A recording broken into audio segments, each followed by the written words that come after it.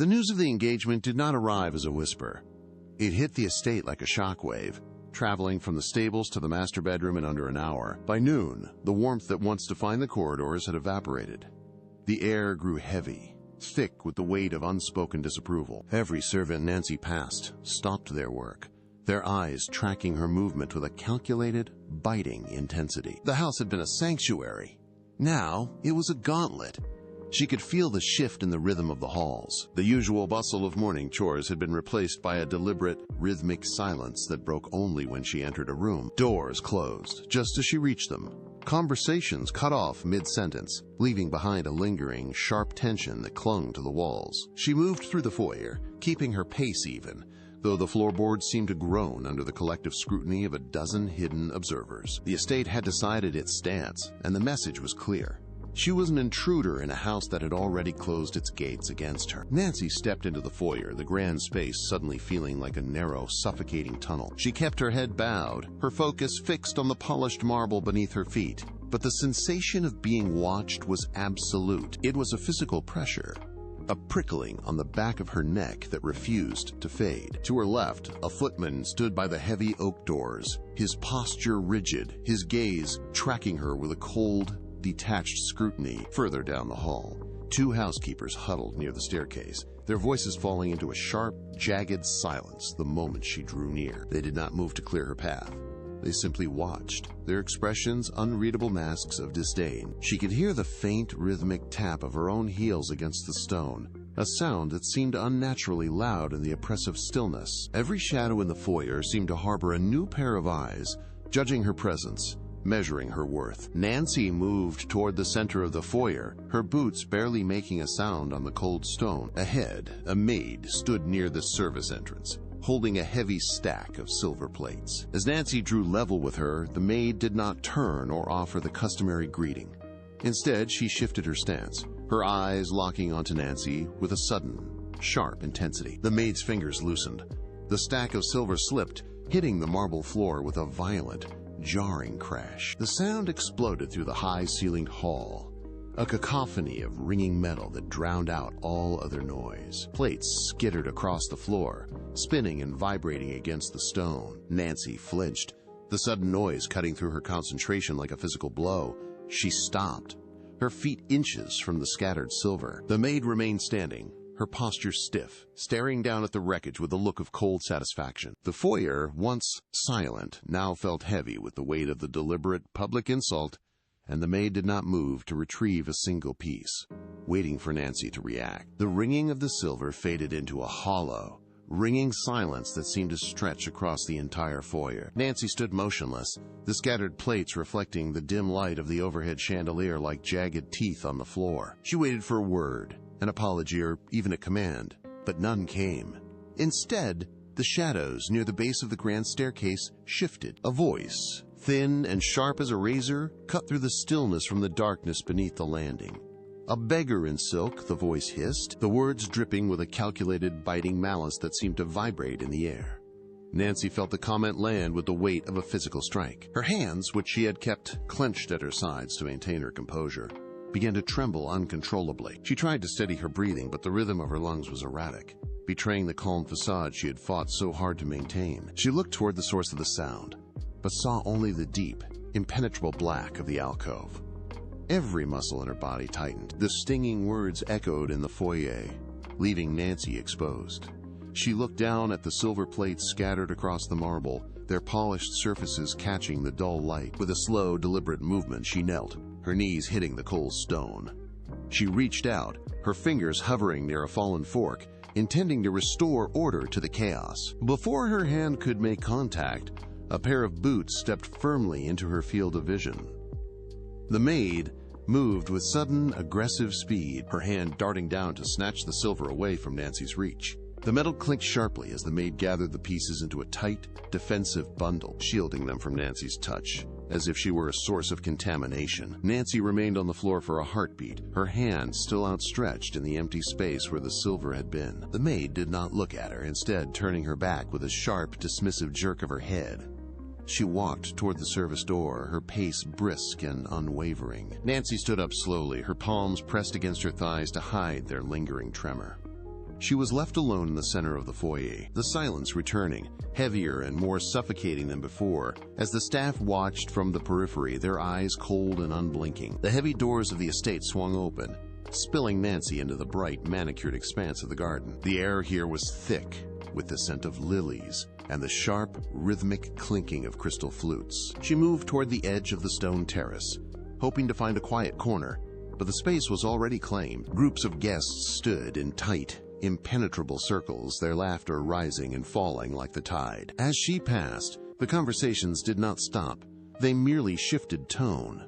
Heads turned in unison, tracking her movement across the lawn. She felt the weight of their collective gaze, a physical pressure that made the skin on her neck prickle. Visitors stood in clusters, their bodies angled away from her, creating a wall of exclusion. The garden had become a stage, and she was the unwilling lead in a play designed for her own undoing. The murmurs in the garden began to sharpen, losing the veil of politeness. Nancy stood near a stone fountain, the water splashing rhythmically, yet the sound failed to drown out the voices closing in around her. A group of guests stood just feet away, their eyes darting toward her before they leaned into one another. The volume of their conversation climbed, deliberately calibrated to pierce the air. "It is nothing short of social suicide," a man remarked, his tone flat and devoid of empathy. He did not look at her, but his words were directed with surgical precision. Beside him, a woman laughed, a brittle, high-pitched sound that cut through the garden. She gestured vaguely in Nancy's direction, her hand moving with a dismissive flick. "To invite the curse of the poor into this house is to invite ruin," she added, her voice carrying clearly across the terrace. The surrounding guests nodded in agreement, their faces masks of cold indifference. Nancy felt the temperature of the air drop as the words settled between them. She stood motionless, her hands clasped tightly in front of her to suppress any sign of reaction. The speakers continued, their voices rising with each sentence, ensuring that every syllable of their disdain reached her ears.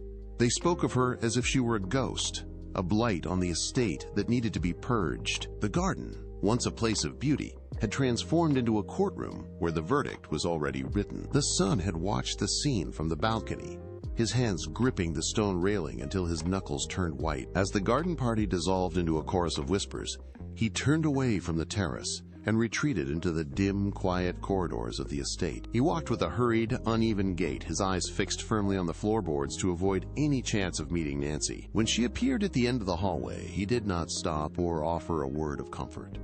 Instead, he pivoted sharply, his boots clicking rapidly against the marble as he navigated toward the library.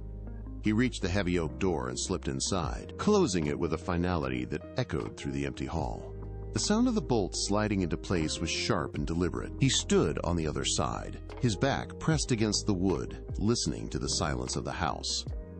Outside, the world continued its cycle of judgment, but he had chosen his sanctuary. He pulled a chair to the desk, his movements frantic, and began to pace the small, enclosed space. Nancy pushed the study door open, the hinges groaning slightly in the quiet room. The son sat at the heavy mahogany desk, his posture rigid, staring intently at a stack of ledgers that he was not actually reading. He did not look up when she entered. He did not acknowledge her presence with a greeting. His right hand rested on the polished surface, and his index finger began a rapid, uneven rhythm against the wood. Tap, tap, tap, tap. Nancy moved closer, but he shifted his chair, turning his shoulder toward her to block her view of his face. He cleared his throat, a dry, raspy sound, yet no words followed. His fingers continued their restless dance, drumming harder now. He gripped the edge of the desk so tightly that his skin pulled taut over his knuckles. Every time Nancy stepped forward, his hand would stutter. He stared at the floor, his eyes tracing the intricate patterns of the rug, avoiding her gaze as if it were a physical weight. The son finally pushed his chair back, the wood scraping harshly against the floorboards. He stood abruptly, his frame casting a long, jagged shadow across the desk. He did not face her, instead turning toward the window to look out at the estate grounds. His voice was low, strained by the effort of holding back his frustration. He spoke of the letters he received, the cold shoulders at the club, and the relentless whispers that followed him through every hallway. He turned his head slightly, his jaw set, and asked if she truly grasped the price of their union. He listed the names of families who had already severed ties, his words heavy with the sting of their recent taunts. He paced the length of the room, his footsteps echoing the frantic rhythm his fingers had tapped only moments before. He stopped, leaned his palms against the wall, and demanded to know if she was prepared to be an outcast in her own home. The weight of his peers' judgment hung in the air between them. He turned back to her, his eyes searching hers for a flicker of doubt, his breath coming in short, uneven bursts. Nancy did not flinch.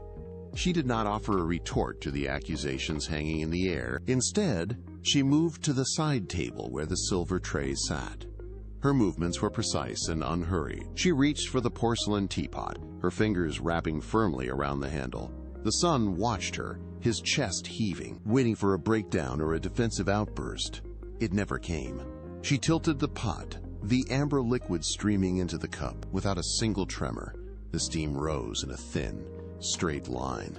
She set the pot down with a soft click against the saucer. She added a cube of sugar, the tongs moving with deliberate grace. Every action was a quiet rejection of the panic he projected. She stood there, her posture upright, her gaze fixed on the steam.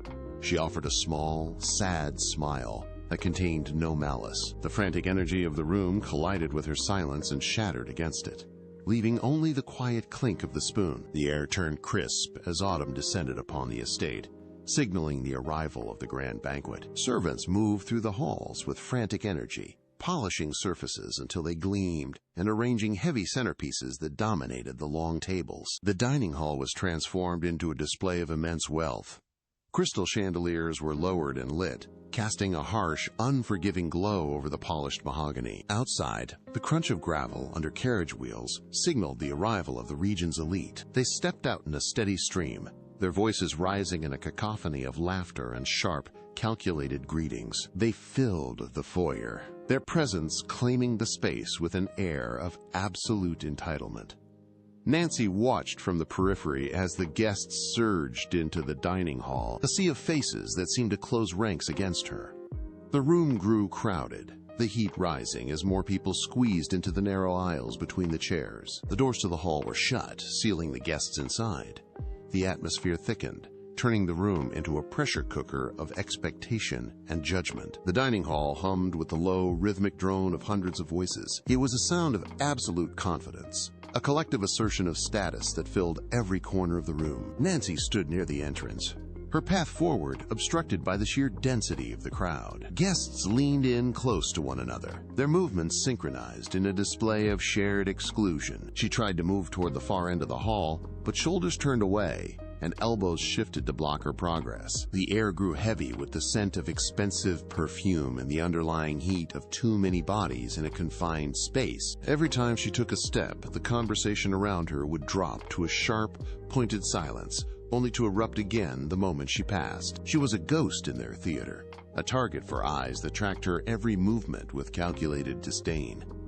The chandeliers above seemed to pulse with the intensity of the scrutiny. She stopped, realizing that the room had been arranged to funnel her into the center, a deliberate trap designed to maximize her exposure. She stood still, her feet planted firmly on the cold marble, while the elite continued to circle her like a closing tide. The ambient noise of the banquet began to fray at the edges. Conversations that had been a steady roar now stuttered and died, one cluster at a time. The shift was not gradual. It was a wave of silence that moved from the back of the hall toward the front. Nancy felt the change in the air, a drop in temperature that had nothing to do with the season.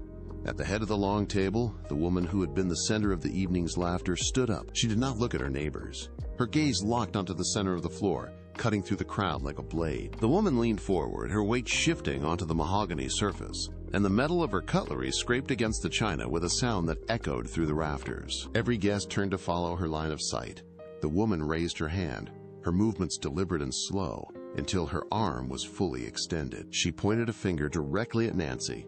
The gesture was sharp, clinical, and intended to pin her to the spot like an insect under glass. The woman did not blink. She held the pose, her fingers steady, forcing the entire room to witness the singular target of her disdain. The silence in the hall became absolute. The woman inhaled, the sound audible in the stillness of the hall. She did not lower her hand. Instead, she took a slow, measured step away from her chair, her eyes never leaving Nancy. She spoke, and her voice carried with a cold, piercing clarity that reached the furthest corners of the room. This house was built on legacy, she began, her tone dripping with practiced disdain.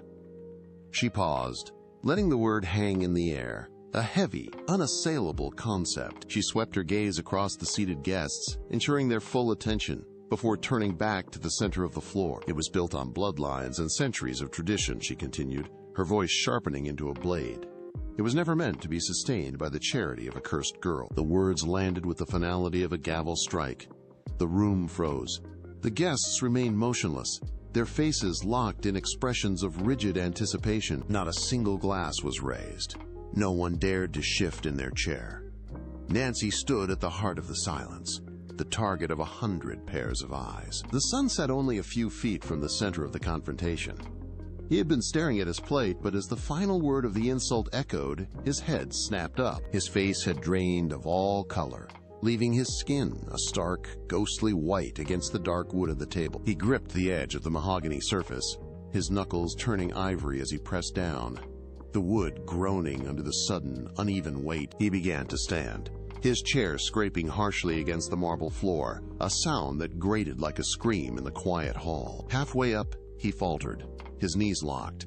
He looked toward the woman at the head of the table, then flicked his gaze toward Nancy. The conflict played out in the tension of his jaw and the rapid, shallow rise and fall of his chest. He was caught in a vice. To speak was to defy his own station and the expectations of every guest watching him.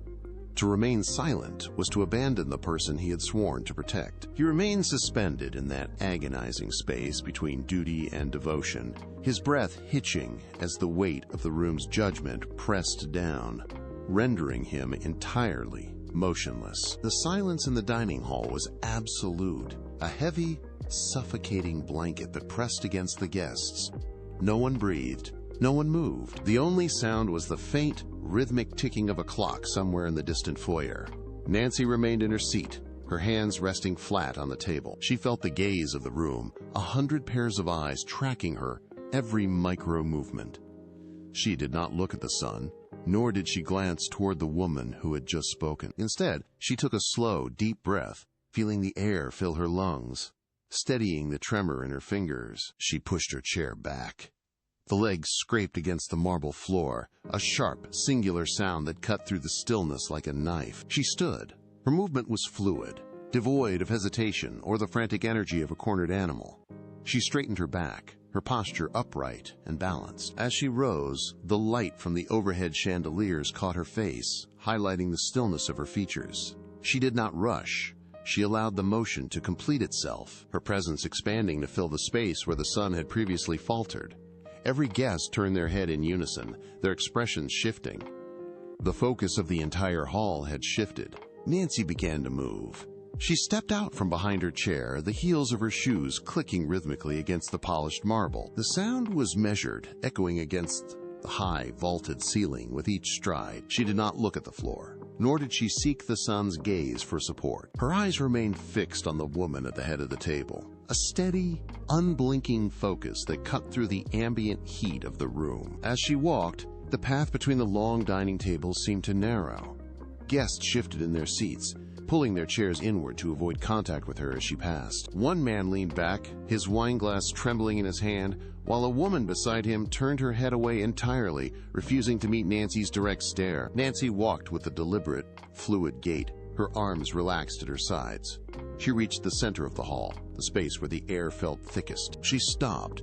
She stood perfectly still, her feet planted firmly on the cold stone. Nancy tilted her chin up, her expression devoid of fear or apology. Nancy stood in the center of the hall, the silence so profound she could hear the distant crackle of the fireplace. She looked directly at the woman, her gaze steady and unyielding. The woman blinked, her hand tightening around the stem of her glass, yet she did not look away. Nancy opened her mouth. Her voice was not loud, but it carried a resonance that seemed to vibrate against the stone walls. "You speak of legacy," she began, and the words hung in the air, sharp and clear. Every guest leaned forward, their faces caught in the flickering light of the chandeliers. The woman stiffened, her posture losing its rigid, mocking edge as the weight of the statement took hold. Nancy did not pause. She continued, her tone measured and devoid of malice, stripping away the pretense of the room. Nancy took a half step forward, her presence dominating the center of the hall. "I bring no dowry," she said, her voice steady and resonant, reaching the furthest corners of the room. "But I bring a heart that has weathered the storm without turning to stone." She let the words hang, watching as the woman at the head of the table shifted, her gaze finally dropping to the table's surface. Nancy did not falter. She scanned the room, meeting the eyes of the elite who had whispered about her for weeks. "If my presence is a disgrace, then it is only because I refuse to mirror the cruelty I have been shown." The air in the hall seemed to thin. A man near the wall lowered his head, his hand resting motionless on his wineglass. The woman who had insulted her sat back, her face losing its sharp, mocking edge, replaced by a sudden, visible flush of shame. Nancy stood perfectly still, her breathing slow and controlled. She had stripped the pretense from the room, leaving the guests with nothing but the truth of their own behavior. The silence that followed was absolute, heavy with the weight of her words. The silence in the dining hall was not merely an absence of sound. It was a physical weight that pressed against the guests. Nancy remained in the center of the room, her posture unchanged, her gaze still fixed on the woman who had sought to destroy her. Then, a sharp rhythmic tap echoed against the marble floor. It was a slow, deliberate sound that cut through the stillness like a blade. Every head in the room turned toward the head of the long table. The old man was rising. He moved with a heavy, measured grace, his hand gripping the silver handle of his cane. Each time the metal tip struck the floor, the sound resonated through the vaulted ceiling. A steady, percussive beat that seemed to count down the seconds of the confrontation. He did not look at the guests. His eyes were locked onto Nancy. He stepped away from his chair, his movements stiff but purposeful. The guests parted instinctively, creating a narrow path through the center of the elite gathering. He walked forward, the cane tapping rhythmically, each strike echoing the heartbeat of the room. The old man stopped inches from Nancy. He did not speak immediately. Instead, he turned his head, his eyes sweeping across the rows of silent guests. The look was not one of anger, but of profound, icy disappointment. Under his scrutiny, the woman who had initiated the insults shifted in her seat, her gaze darting toward the floor. The tension in the room reached a breaking point. A taut wire pulled until it hummed. Then, the old man shifted his weight. He leaned slightly forward, his movement slow and deliberate, and reached out. He placed his hand firmly on Nancy's shoulder. The contact was heavy, grounding, and unmistakable. It was a public seal of approval that rippled through the hall. The effect was instantaneous. The whispers that had defined the evening vanished, replaced by a sudden, suffocating stillness. He did not remove his hand. He stood there, a pillar of authority. The guests, once emboldened by their collective malice, now sat paralyzed, unable to meet his gaze.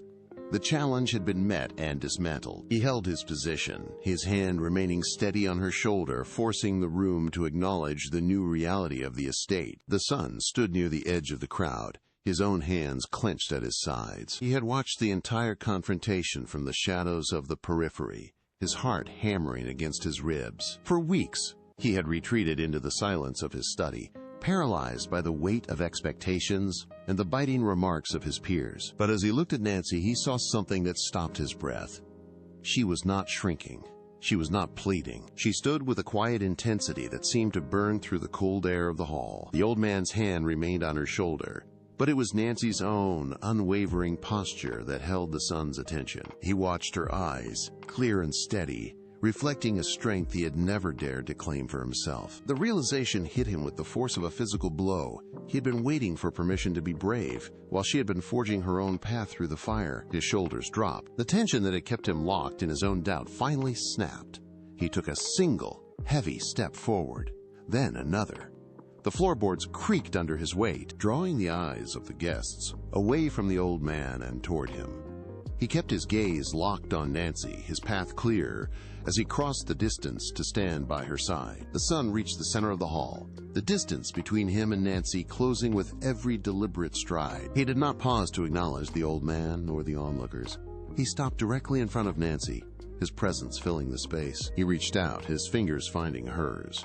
He did not hold her hand tentatively or with hesitation. He gripped her hand with a firm, unwavering pressure that communicated his intent to everyone watching. The contact was solid, a physical anchor that tethered them together against the weight of the room's judgment. He turned, pulling her slightly so that they stood shoulder to shoulder, facing the rows of elite guests. He looked straight ahead, his chin lifted, his posture rigid and protective. Nancy stood beside him, her hands steady. They stood as a single, indivisible unit, completely unbothered by the silence they had commanded. The air in the dining hall grew heavy, the previous hum of judgment replaced by a sudden, suffocating stillness. Where moments ago the room had been alive with the sharp, rhythmic cadence of gossip, now there was only the sound of breathing. Guests who had been leaning forward to catch a glimpse of the scandal began to pull back. They shifted their weight, their eyes darting away from the center of the floor as if they could no longer bear the weight of the scene. The whispers that had defined the evening simply evaporated. It was as if the oxygen had been pulled from the room, leaving no space for malice to thrive. A man near the back of the hall cleared his throat, but the sound was so jarring that he immediately went still, his hand hovering mid-air. The collective arrogance of the elite had been dismantled, not by a shout, but by the sheer, immovable reality of the pair standing before them. The silence stretched, deepening with every passing second, turning the hall into a vacuum where the previous insults now sounded hollow and small. The woman at the head of the table remained standing for a heartbeat longer, her hands still extended as if to catch the momentum that had already fled the room. She looked from the son to Nancy, searching for a flicker of fear or a defensive retort, but found only a calm, steady stillness. Her fingers twitched, the glove fabric straining against her knuckles. The silence of the hall pressed against her, a physical weight that made her posture falter. She opened her mouth to speak, but the words died in her throat, lacking the audience they required to take root. She looked toward the other guests, but found only averted eyes. The realization hit her with the force of a blow. Her authority, once absolute, had evaporated. A deep, dark flush crept up from her collar, staining her skin. She did not look at Nancy again. She pulled her hand back, her movements jerky and uncoordinated, and lowered herself into her chair. The wood of the chair groaned under her sudden heavy weight. She stared down at the table, focusing intently on the pattern of the tablecloth. The accusation she had leveled now hung in the air, hollow and discarded, while she sat motionless, trapped by the quiet, devastating clarity of the moment. The shift in the room was not immediate, but it was absolute. A waiter moved past the table, his footsteps muffled, carefully avoiding the space where Nancy stood. He did not look at her with the previous disdain. Instead, he kept his eyes fixed on his tray, his movements precise and deferential. Across the hall, a group of guests who had spent the evening whispering now stood in a tight, awkward cluster. They did not speak.